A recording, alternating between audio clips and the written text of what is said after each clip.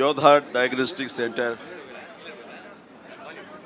ఈ ప్రారంభోత్సవానికి ఇచ్చేసినటువంటి మంత్రివర్యులు, నా మిత్రులు, నా శ్రేయోభిలాషి దామోదర్ రాజనరసింహ గారికి, అలాగే వేదిక మీద ఉన్న ఇతర పెద్దలకు, అలాగే నా తమ్ముడు కంచర్ల సుధాకర్ ఈ రోజున ఇంత పెద్ద ఎత్తున తన మరో బ్రాంచ్ని ఇక్కడ మాదాపూర్లో ఓపెన్ చేయడం అనేది చాలా సంతోషం, చాలా శుభపరిణామం.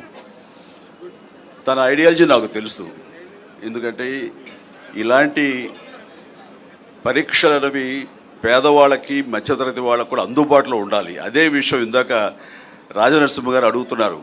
ఇది వాళ్ళకి అందుబాటులో ఉంటేనే దీని ప్రయోజకత్వం, దీని యొక్క అల్టిమేట్ ఎయిమ్. అది దానికి రీచ్ అయ్యేలా నువ్వు ప్రయత్నాలు చేయాలంటే దానికి సమాధానం సుధాకర్ ఏం చెప్పలేకపోయాడు. అలాగే సార్ అంటూ నేను చెప్తున్నాను. లాస్ట్ టైం అమీర్పేటలో ఇలాంటి డయాగ్నోస్టిక్ సెంటర్ ఓపెన్ అయిన సందర్భంగా నాకు అప్పటికప్పుడు అనిపించింది, మా సినిమా కళాకారులు, కార్మికులు ఎంతోమంది ఉన్నారు. వాళ్ళందరూ ఏ రోజుకు ఆ రోజు ఉపాధి, ఆ రోజు వాళ్ళ పబ్బం గడుపుకోవాల్సిన పరిస్థితి. అలాంటి వాళ్ళకి కూడా ఇలాంటి అవసరాలు ఎంతో ఉంటుంది, ముఖ్యంగా మెడికల్ ఎయిడ్.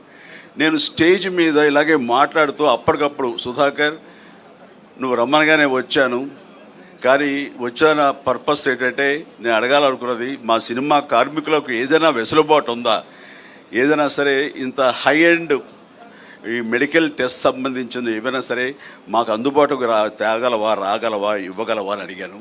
ఖచ్చితంగా ఇస్తాను, చెప్పండి అన్నయ్య అని అన్నాడు. నన్ను అన్నయ్య అని పిలుస్తాను, నా తమ్ముడు అంటున్నాడు కాబట్టి. వెంటనే దాదాపుగా తన అన్న మాట ప్రకారం 14,000 మంది సినిమా కార్మికులకు చిరంజీవి చారిటబుల్ ట్రస్ట్ అండ్ యోధా డయాగ్నోస్టిక్ సెంటర్ సంయుక్తంగా కొన్ని కార్డులు ఇవ్వడం జరిగింది. అది 14,000 మంది కేవలం ఆ ఇష్యూ చేసిన మెంబర్స్కి మాత్రమే కాదు, వాళ్ళ ఫ్యామిలీ మెంబర్స్ కూడా ఆ వెసులుబాటు ఇవ్వగలిగాడు. అంటే దాదాపు 14,000 ఇంటూ 5 మంది, వాళ్ళ అమ్మ, నాన్న, భార్య, బిడ్డ అంతమందికి ఇచ్చేలాగా తను సమాయుత్తం అయ్యాడు. ఈరోజు కూడా ప్రతి కార్మికులు అంటారు, సార్ మీరు ఆ రోజున మాకు ఇప్పించబట్టి, అక్కడ మాకు ఆ వెల్కమింగ్ ఉండబట్టి, అక్కడ వెసులుబాటు మాకు ఉండబట్టి మాకు ఎంతో కలిసి వస్తుంది. ఎంఆర్ఐ చేయించాలంటే మాకు 15,000 నుంచి 18,000 దాకా అవుతుంది, మాకు 5-6 వేలలో అయిపోతుంది యోధా డయాగ్నోస్టిక్ సెంటర్కి వెళ్తే.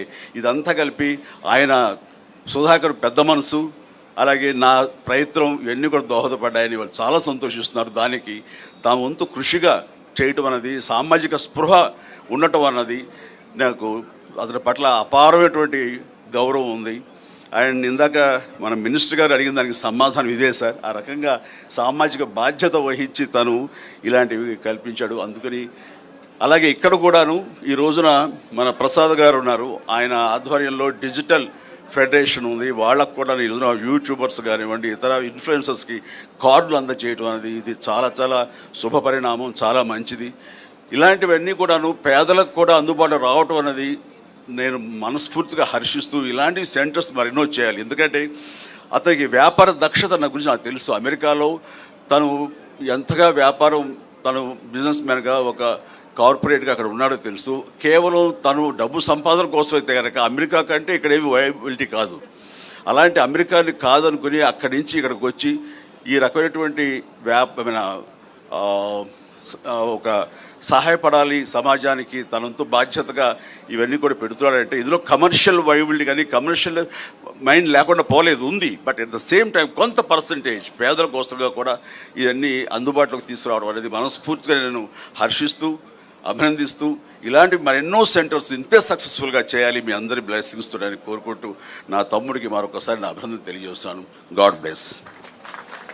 Thank you so much Chiranjeevi గారు. మీరు ఈ కార్యక్రమానికి రావడం, మీ బ్లెస్సింగ్స్ మాకు ఇవ్వడం ఇంతకంటే